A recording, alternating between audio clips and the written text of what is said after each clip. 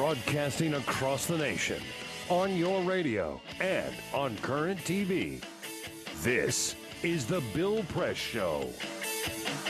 President Obama, for the first time since April 30, calling a news conference today at the White House at 3 o'clock this afternoon. Very, very exciting.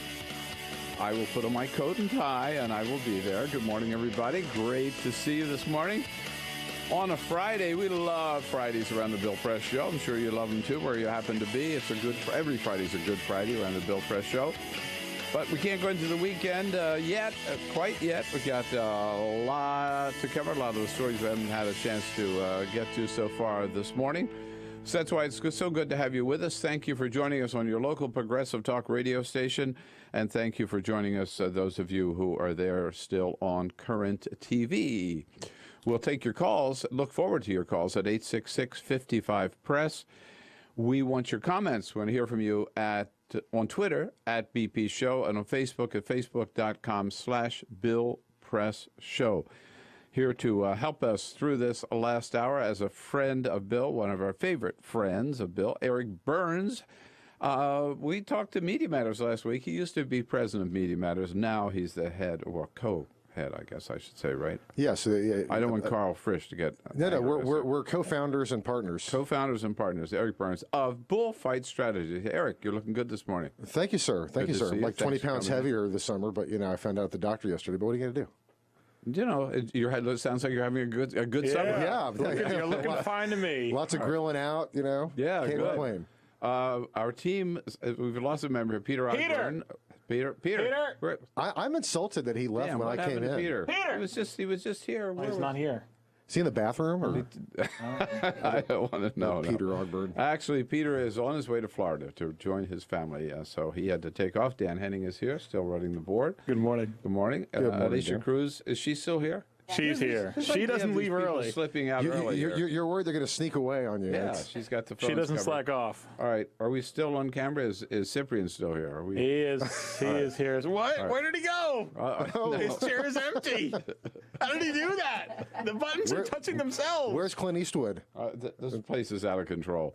Cyprian Bolding somewhere in the building running the video cam. So, Eric, it was a big day yesterday for the U.S. Postal Service. A new stamp celebrating something in America that all Americans should celebrate, and that is Made in Absolutely. America. So it's a Made in America stamp, which I think is a great idea. Yeah, as long as I hope it's made in America. Yeah, exactly. I know that it is. I trust them. You can trust them. We trust the Postal Service. And it was our good friend. He was here right in your chair Monday morning, the new Labor Secretary of Labor, Tom Perez, who unveiled the stamp yesterday. This series depicts Americans at work, maintaining railroads, weaving garments, mining coal, and so much more. These are iconic images that really do tell a powerful story about American strength and prosperity. Yep, and something we can all celebrate. That's good. This is great. Well, this is exactly the kind of thing that we need to be talking about workers in America and the working man and woman in this country that are the backbone of this economy and this country. And celebrating American jobs. Let's celebrate them. Things made by Americans in America. For Americans, No, yes. I think it's great. I'm going to go out and buy a whole mess of them just to help the cause today. Then when I need a stamp, I'm coming to you. Made in America. That's right. There we are. So Eric Burns is here as a friend of Bill, and then Will Dobson will be joining us. He's from Slate, of course, one of our foreign policy gurus here on the Full Press Show, to talk to him about the summit that almost happened, but now ain't going to be. But first... This is Dan. Full Court Press. Other headlines making news on this Friday. 8 in 10 Americans say Congress does not deserve the 5-week recess that it's currently in. They're now in their second week. It's a Fox News poll done in collaboration with two firms to make it somewhat equal, a Democratic and a Republican polling firm. They both agree, the respondents, that Congress should not have the long vacation. But when asked about the president's 1-week vacation that starts this weekend on Martha's Vineyard, 48% said he deserves it. 48% says he does not deserve it. Breaking that down, 80% of Democrats say the president deserves the vacation. 23% of Republicans say. So more Fox Newsers think Obama deserves a vacation than their own Republican House and the Republican leadership in the House. Yes, excellent. Memo to Fox News viewers: you may not be Republican. I don't know, just a thought. But I mean, the idea, I don't know what's wrong with these 2% of Americans who think that Congress does deserve a break. I mean, for what? What have they done, right? Yeah, well, nothing. Nothing. And as if the president ever gets a vacation, even when he's on vacation. Yeah, and these are the same people who 6 years ago, when President Bush would go to Texas for 5 weeks, right? Yes. On the ranch and do nothing. As we know, not even when he's warned that Al-Qaeda may be striking the United States, he still doesn't do anything. People say, oh, well, he's president. He worked so hard. Of course he deserves a break.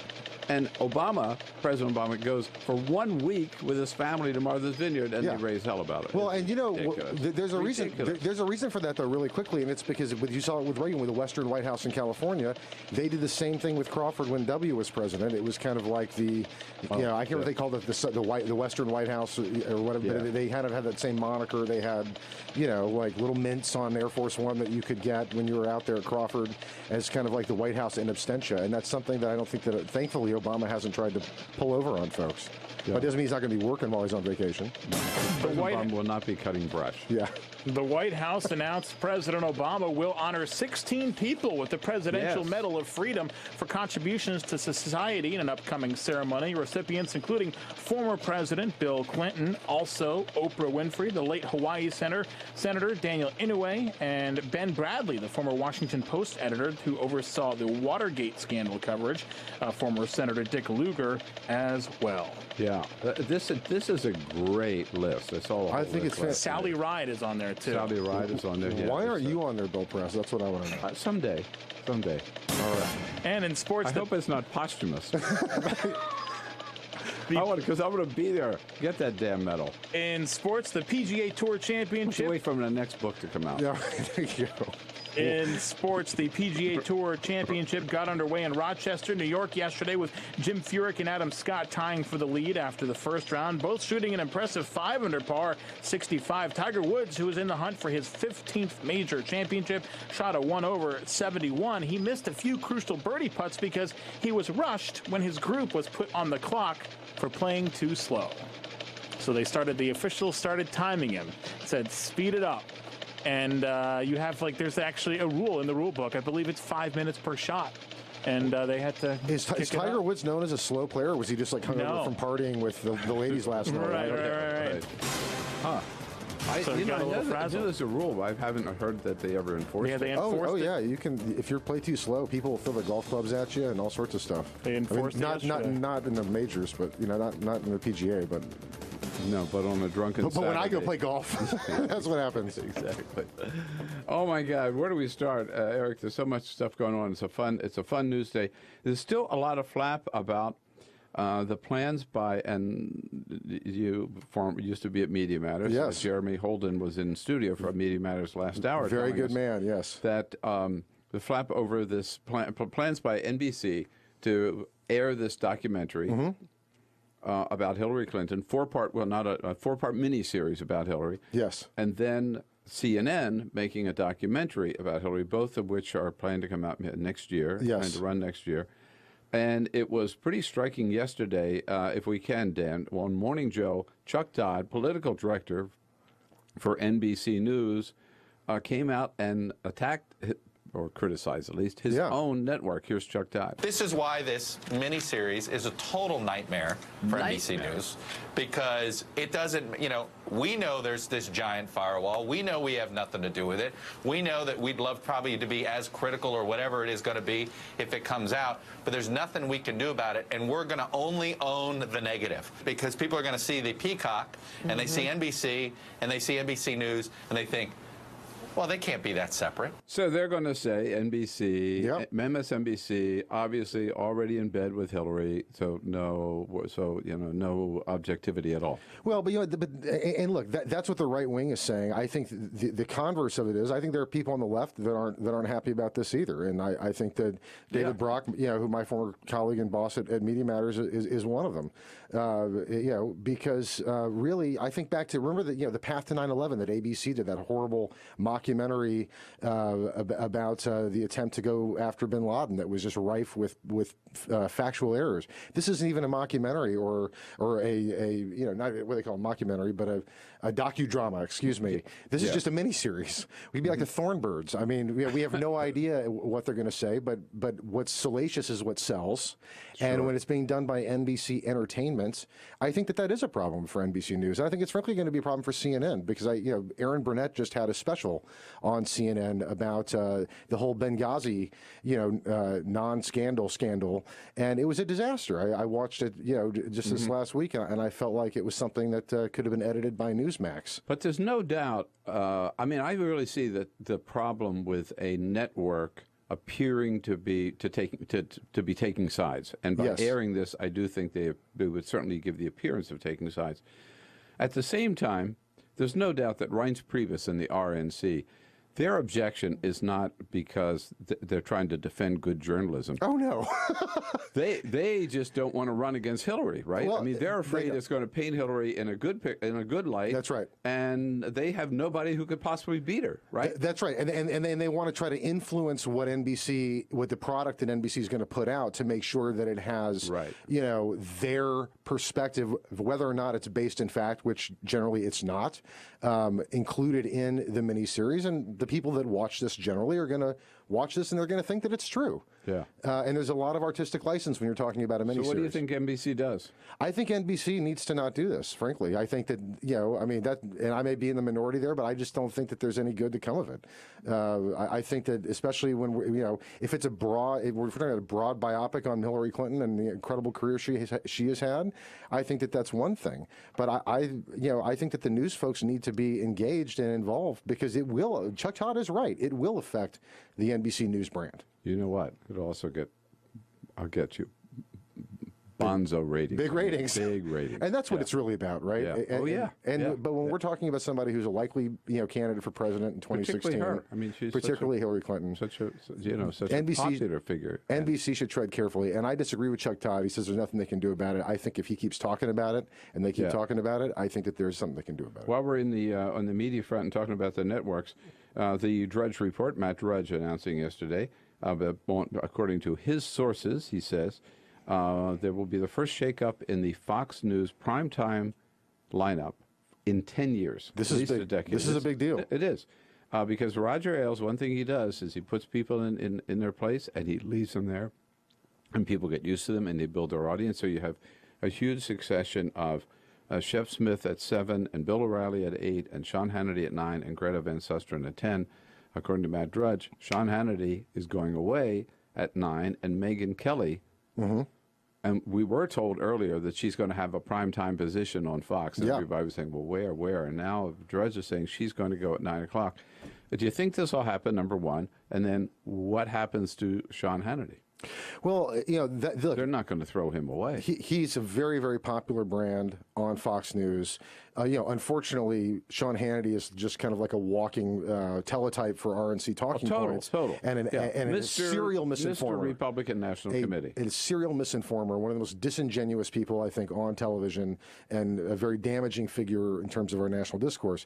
Megyn Kelly, I think, has proven herself to be a bit of a maverick recently at Fox News, just because she's actually willing to stand up for the rights of women and call some of her colleagues and other folks out for making sexist comments and kind of going after what she wouldn't call the war on women, but what we all know is a war on women from the right. And this might be a response by Roger Ailes to the pressure that and understanding that going into 2016, they can't be seen as the white male middle-aged network. I think she's a real force. She's Absolutely. a very, very good talent, and I think she'll do remarkably well at 9 o'clock. But again, so does that mean? Do you think we're speculating here? But Sean Hannity takes Greta's place. He's not going to take O'Reilly's place. I mean, he's going to go back and like in the afternoons they wouldn't do that. Right? What's gone? Look, it's a good question. I think this could be a test balloon. To just kind of see what kind of a reaction that they get, and who knows, there may be some contract shakeups that they're trying to. Everybody was listening yesterday to hear what Sean Hannity might have to say about it. I didn't say anything that I know of on television, perhaps, although I didn't see it. But on the radio yesterday afternoon, he sort of made fun of these people. He says who are talking about this without knowing what they're talking about. You know what? I am actually enjoying people and that really don't know a whole lot just going nuts. So I'm going to leave it there just for fun. And these comments will be picked up now. Hannity says he's leaving it out there to figure it out. Let's just say in the end, I'm very happy. That's all I can say at this point. Yeah. Okay, the translation there for someone who studied the media for a long time is he's very, very concerned about this. And he doesn't want to admit it, so he pulls the old Rush Limbaugh line. Hey, this is fun. Are you kidding? These guys outside, I don't care. There's nothing they can do to me, which means he's terrified. And he's sitting there thinking, why hasn't Roger Ailes returned my call? Yes, exactly. I called him just before the show. Why didn't he? Didn't he take my call? He's screaming at his staff in between segments. Get me Roger Ailes on the phone. Did Roger call back yet? Yeah. He's checking his iPhone to see if he's got a text from Roger. Look, I'm not going to hold my breath, but if they pulled Sean Hannity somehow off the primetime lineup, that would be a victory for journalism in this country. Eric Burns, there it is. Bullfight Strategies. Here we go. Your calls, join the conversation, 866-55-PRESS on a Friday. Lots more coming up on the Full Court Press. The Bill Press Show is joining Free Speech TV starting September 3rd. Stay up to date by following us on Twitter at BP Show. This is The Bill Press Show.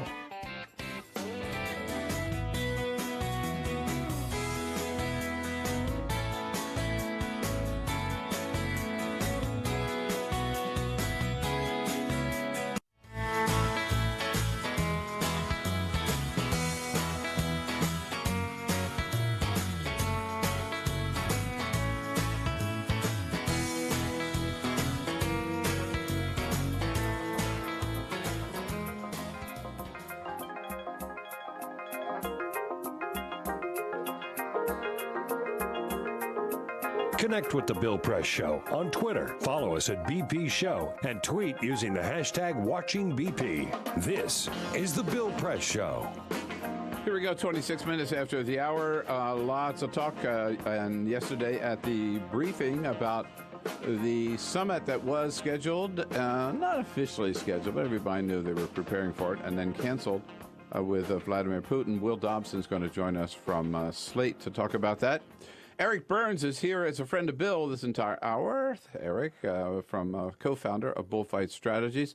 So we're talking media. Dr. Sanjay Gupta of CNN made a lot of noise yesterday when he came out and admitted to Piers Morgan that he was wrong about medical marijuana. Here he is. I have, and as part of my thinking recently, I've apologized for some of the earlier reporting because I think we've been terribly and systematically misled in this country for some time, and I did part of that misleading. He said, admitted he didn't do his research on medical marijuana. Now he says he was wrong, that it's perfectly okay. Well, and I say congratulations to Sanjay Gupta for actually coming out and saying that. And perhaps he should have done it sooner, but you just also kind of have to wonder if maybe somebody slipped him, he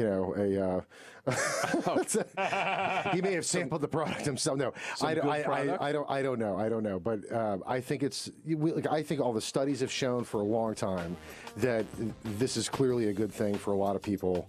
And I think it's for Sanjay Gupta to be out in the lead on this is great. Next, I want to see Dr. Oz come out and say the same thing. I wish he had done it a lot sooner. There are now 20 states that allow medical marijuana, plus the District of Columbia. Yes. There would be more if it hadn't been for some people in the medical I saw you hanging out last night over there by Popeye's Fried Chicken in the new dispensary. That's where I was. I'm waiting for it to open. Clearly you are. This is The Bill Press Show.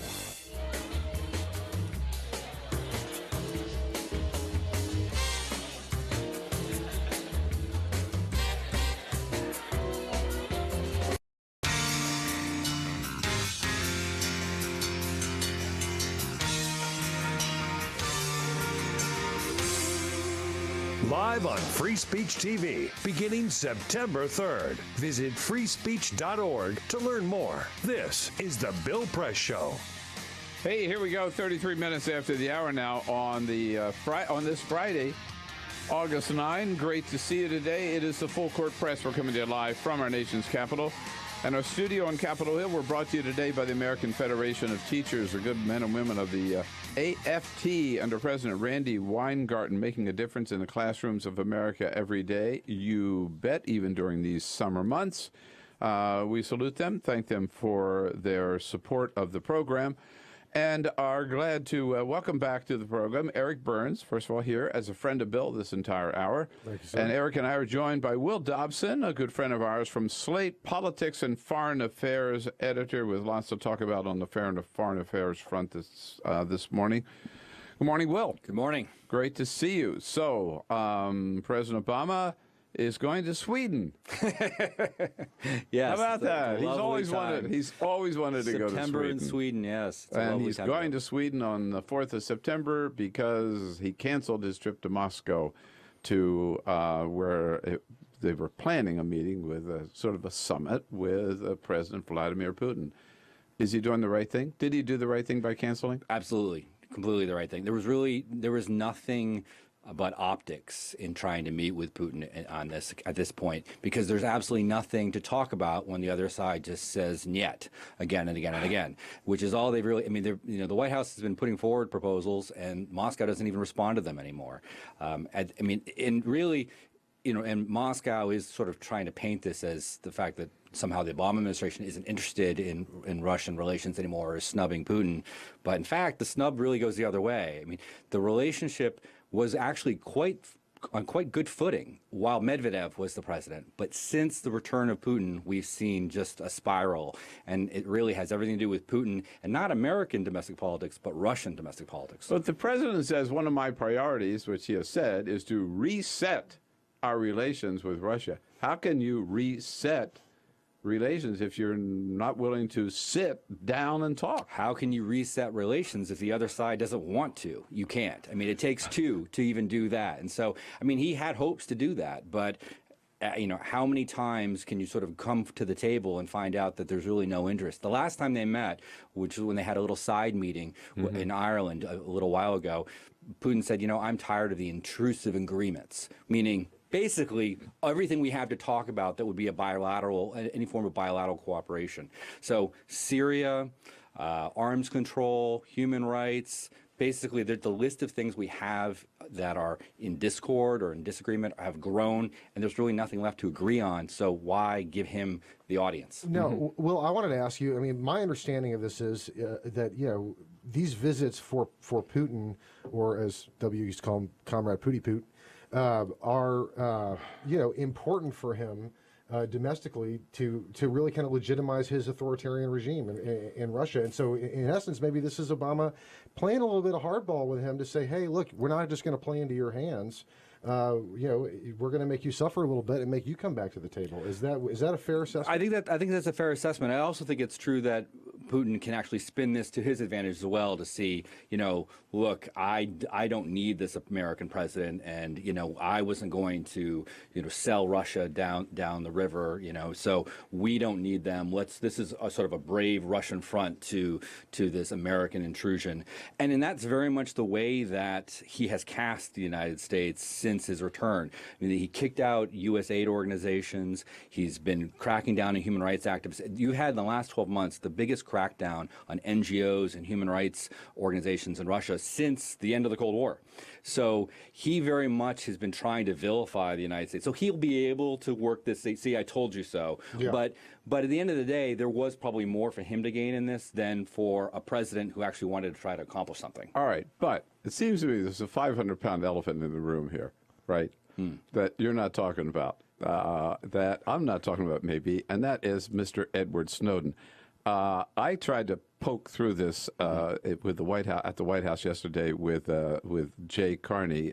My question: everything seemed to be on track toward a summit until the Snowden release report. So are you telling us today that even without Edward Snowden, there would still be no summit? I'm saying that Mr. Snowden was a factor, but that there were, and have been for some time now, a number of issues that had caused us to assess the utility of holding a summit at this time. All right, that's the White House spin. But isn't this all about Edward Snowden? No, I really don't think it is. Really? I think Snowden. You think they would still have canceled the summit if Snowden hadn't happened? I think Snowden is the sort of the straw that broke the camel's back. I think that much is true. I think it is the case the administration was trying to sort of plumb what could be done, and if they thought there was something that could have been done, I think you're right. It would have gone forward. But once Snowden's granted asylum, and U.S. officials found out the same time that U.S. media found out, I mean, the Russians bent over backwards to really stick it to the administration. So I think, it's one turn gets another. Now, it's, fair play. Look, as a political consultant, my read of this initially was, clearly the president was not going to have the United States involved in the Olympics, as was kind of initially floated, once Snowden was provided asylum. And so, they put that out there, and then he's got to do something, right? And so then this became the natural fallback is, all right, well, we're going to go to G20, we're going to go to the Olympics, but we're not going to meet with you. We are going to the Olympics. Right? Yeah. I mean, I don't think the Olympics are off at this point in any way. I mean, the concern right now, and Russia's even backed down on this, is saying, look, we're not going to enforce our new anti-gay laws against athletes attending the Olympics. The Russians admit that, oh gosh, some of the things we do when no one else is here is actually too retrograde and awful to do when the international community is there, because they don't want to do anything to risk their Olympics either. Which is just a sideshow unto itself. Right. Okay. I just have to ask you one other question about Snowden, because I was in the car the other night listening to the NewsHour on PBS. So I don't really know who the speaker was. He was a Russian, though. I think he was now an American citizen. He was explaining. And he said, you have to see this from Snowden, from our point of view. He said, here's the deal. Snowden wasn't coming to Moscow because he wanted to go to Moscow. He was just going there in order to get to Havana. So we find out, the United States finds out, he's in Moscow on the way to Havana. And that we went to the Cuban government, and even though we have lousy relations with Cuba, and we said, don't let this guy in. So Cuba said, well, you're not welcome. So here's Snowden in Moscow. They didn't ask for him. They didn't invite him there. They're stuck with him. And he said before, he'd been there like 6 hours, and already the Secretary of State is saying, this could badly damage relations with the Soviet Union.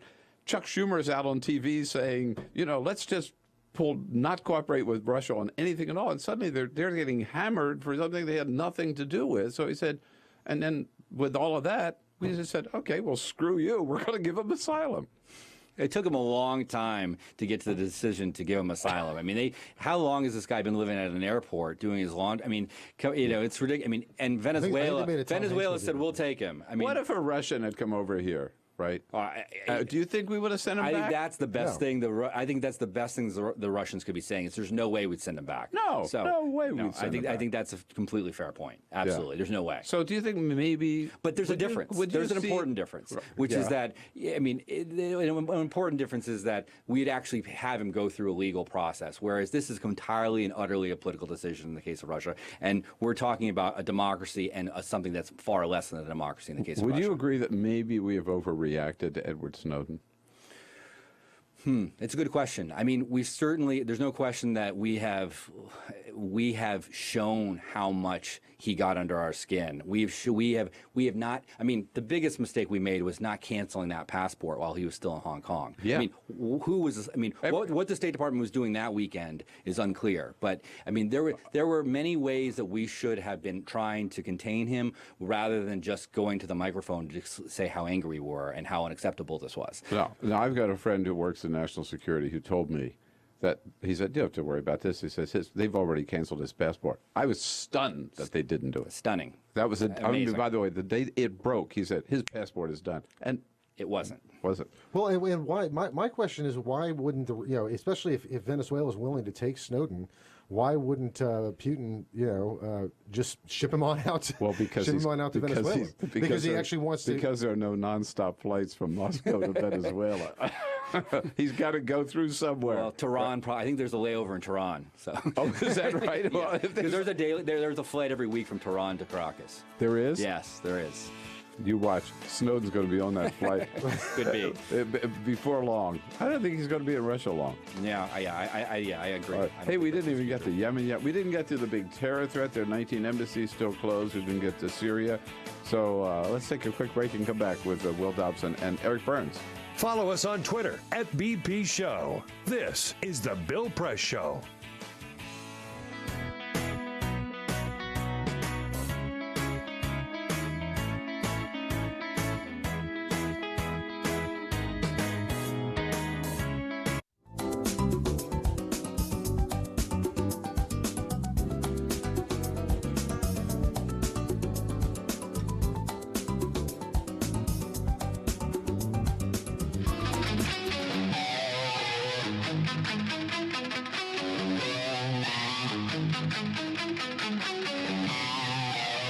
Live on Free Speech TV, beginning September 3rd. Visit freespeech.org to learn more. This is the Bill Press Show. 13 minutes now before the top of the hour. We're covering the foreign policy front this half hour with Will Dobson from Slate and Eric Burns here from Bullfight Strategies as a friend of Bill. Will, we had heard that, I've heard the president say, Al-Qaeda, we got them on the run. And now suddenly last week or this week, they're on the rise. And we've shut down 19 embassies. So which is it? On the run or on the rise? Well, I mean... And is this threat for real? Yeah, well, you know, everyone who's seen the intelligence, we've had this weird sort of beginning of bipartisanship where Republicans and Democrats, when they both see the intelligence, say, yes, this is the right decision. You feel that, you know, in this town now, if Republicans thought the president was trying to play politics, they'd probably call him out on it. But you had uniform reaction to the administration's decision to do this. So we don't know what that is precisely, but it seems to be strong enough of an indication that they say, okay, this is a good call. What does this do? What is it, you know, what degree is this helpful besides maybe as a defensive measure to sort of protect U.S. personnel? Well, also overnight, we heard that they were advising Americans not to go to Pakistan, which they say is a separate threat than the threat that has been in Yemen. I mean, in the case of Yemen, that has been the wing of al-Qaeda that has remained most intact. That has, you know, that is considered to be the highest threat from the remnants of al-Qaeda. And the intelligence was that in recent weeks, they've had sort of a growing conference of al-Qaeda, if you will, showing up in Sana'a. Sana'a is a place where anti-Americanism runs high. It's a perfect area for al-Qaeda to be able to move freely. You've had an enormous increase. This hasn't really been reported, but an enormous increase in the last year of foreign journalists being kidnapped there. In many instances, it's just for ransom, but it's militant groups there who are trying to raise money. And so there's a German couple, both reporters, who've been held now for weeks, and many others. So it's a very unsafe part of the world, the poorest country in the Middle East, and so it's a natural staging ground. Our presence there really has been in the form of drone strikes, and in these last few days, we've seen reports of one drone strike after another, which is in large part could be a byproduct of closing these embassies, which is throwing off their timing and trying to buy us time to strike before they do. Yeah, I think the thinking behind the drone strikes is if we keep those up and they're worried about, they've got their eyes in the sky, they don't have so much time to be planning and plotting and making bombs, right? Right. Yeah. Right. Which makes sense. Yeah. But Yemen now says, well, we disrupted this plan to take over a port area and bomb a pipe and destroy a pipeline or something, and that was the threat that they were talking about. So Yemen is saying, we uncovered it. We've taken care of it. It's over, but our embassies are still closed. So, well, the probability that we have to sort of go back to sort of the record and what we know of what has happened there before, and make an educated guess that there's a good chance that the authorities in Yemen aren't really responsible for disrupting that threat. There's a good chance that, in fact, the United States has a lot to do with disrupting that threat, and we're going to do them a solid and let them go out and take credit for it. Because a delicate dance they always have to walk is, why are you letting Americans in our midst? I mean, for the population in Yemen, how do they feel about things falling from the sky all the time? I mean, they don't feel great about it. And so it's an unpopular decision that the government has made, but we've essentially been able to buy off the government there to allow us. It's not a strong government. No, it's hardly, right? At all. I mean, it was one of the epicenters of protests for the Arab Spring, and Salahi, their former dictator, had to leave. So it's a young government trying to get off its feet. So it works well for us in terms of being able to work with a relatively free hand. But I think there's a good chance that, and we can, in the past, there have been instances where we have actually struck militant groups, and the government there has come forward and taken credit for it with our blessing. Mm-hmm. So this wouldn't be the first time that happened. Well, my question is, at what point is the administration going to feel comfortable, and Republicans in Congress going to feel comfortable saying, okay, yeah, let's go ahead and reopen these embassies and consulates because there's no longer a threat? I don't know that we're going to see that happening. Now that becomes we've stood tough, up, right? when do you stand down? And would this even be happening if we didn't have the right wing hyperventilating over the non-scandal that is Benghazi? There's no question Benghazi shapes the domestic politics here, but I think that this is probably more of a security decision than a political decision on the part of the administration. I think that they look at this and they say, well, one, we have forward positions that are exposed, and we don't want these people to be in harm's way. So you want your administration to be sort of proactive about taking those steps, and so And I think also on top of that, there is a realization after Libya that in some instances, some of these installations are insecure. So it could very well be the case that some of these places have not been properly secured in the period of time since Benghazi. I have to say I find that hard to believe, just because in my travels around the region, U.S. embassies are like fortresses these days. And so, but nevertheless, and they're warning U.S. citizens not to travel to these areas as well. The